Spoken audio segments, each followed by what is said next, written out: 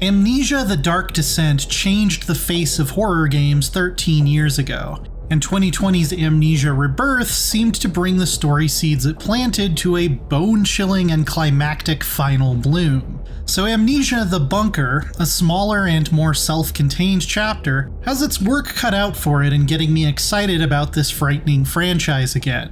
And while a lot of the fundamentals of its stealth and exploration have stayed the same as they were when I woke up as Daniel more than a decade ago, this gloomy, open-ended cat-and-mouse thriller proves you can teach an old hellbeast some new tricks. I'll get you back to safety. Just hold on to me. Set in a dim, doomed World War I bunker in 1916, we take on the role of a French soldier who's wounded in battle, and wakes to find the exits destroyed and nearly all of his comrades in arms slaughtered by something lurking in the dark. The first and biggest shakeup to the usual Amnesia routine is that the entire bunker, which feels bigger than it looks on paper, is available to explore from fairly early on. Similar to Metroid or Resident Evil, you'll have to track down a small arsenal of tools to access certain areas and progress the story, but you're given very little direction in terms of where to go next. This helps to build tension, because every expedition out of the lamp-lit central safe room is a drain on your very limited resources, and probably your resolve too. Whereas most enemies in other Amnesia games are scripted to patrol a specific area in a specific way, the bunker takes a refreshing page out of Alien Isolation's book and features a single ever-present threat called the Stalker that lives behind the walls and above the ceilings of your concrete prison.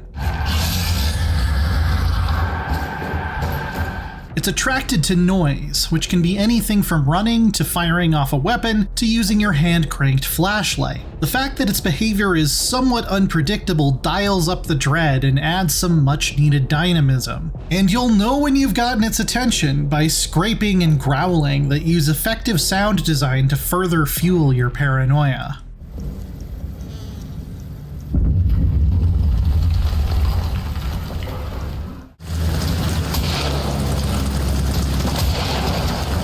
Amnesia made a name for itself as a horror game with no weapons, so it seemed odd to me at first that the bunker hands you a pistol and even sometimes grenades. But the joke was really on me, as these can, at best, make the stalker leave you alone for a few minutes. Munitions are situationally useful, but ultimately end up making the foe even scarier. After all, what's worse, a monster you can't fight at all, or one you've seen take a bullet to the face and merely get a bit annoyed? Where this beastie failed to impress me though was its AI. The alien in Isolation would slowly learn more about you the more times you encountered it, especially if you had a go-to strategy like hiding in lockers. The stalker, sadly, doesn't seem nearly as savvy. On the default difficulty, in almost all cases, I could simply crouch under a table and it would never find me, even if I was practically breathing on its ankles. Figuring that out deflates a good bit of the tension the bunker worked so hard to build. Luckily, it has another clever way of making you sweat even if you're an expert at hiding.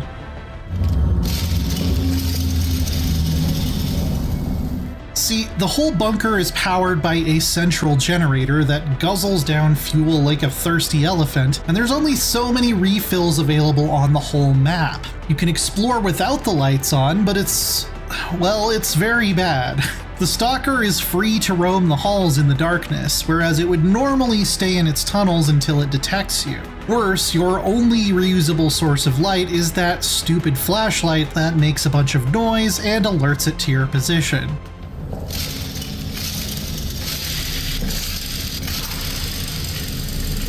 What this means is every trip out into the far corners of the bunker comes with a sense of urgency and purpose. Embodied by a pocket watch, you can sync up to the amount of remaining fuel to know how much time you have before lights out. If you choose to hide every time the stalker is around, you'll be burning a precious resource, as it can sometimes take a minute or two for it to stop patrolling and go back into the tunnels. This is definitely the bunker's most effective new trick for making me feel the way the first Amnesia did all over again.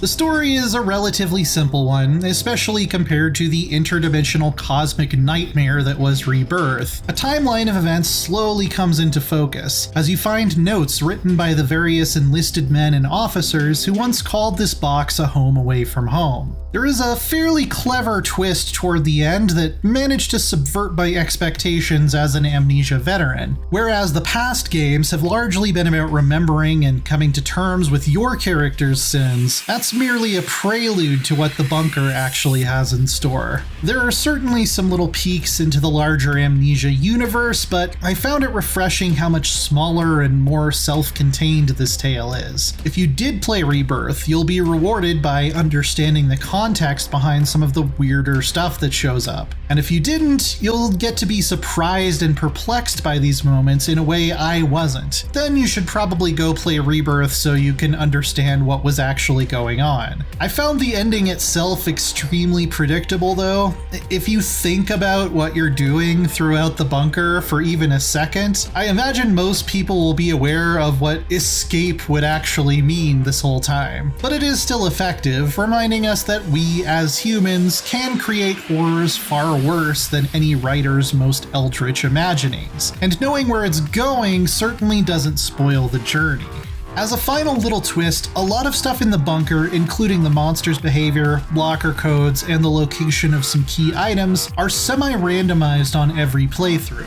This is supposed to keep things interesting if you decide to replay it. I didn't feel like there were especially compelling reasons to do so, but it's nice to know that if I ever get the itch that I won't just be speed running through the same route again.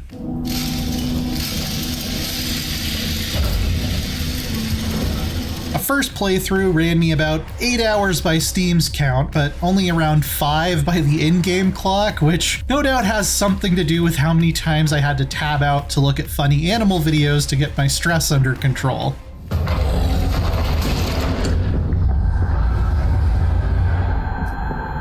There's also one irritating little technical issue. When transitioning between areas, the screen hangs as it loads in, sometimes for up to a few seconds, and even when installed on a fast SSD. Considering these areas aren't very big and developer Frictional Games don't exactly look like Crysis, this seems poorly justified.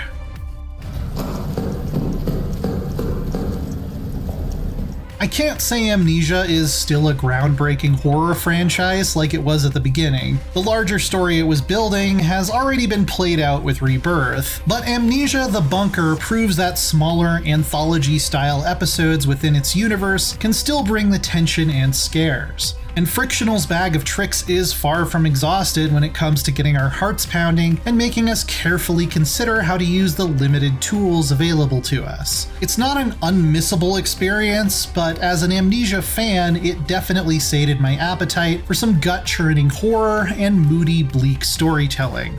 If you're still not ready to get out of hell, check out our reviews of Diablo 4 and Gollum. And for everything else, keep it right here on IGN.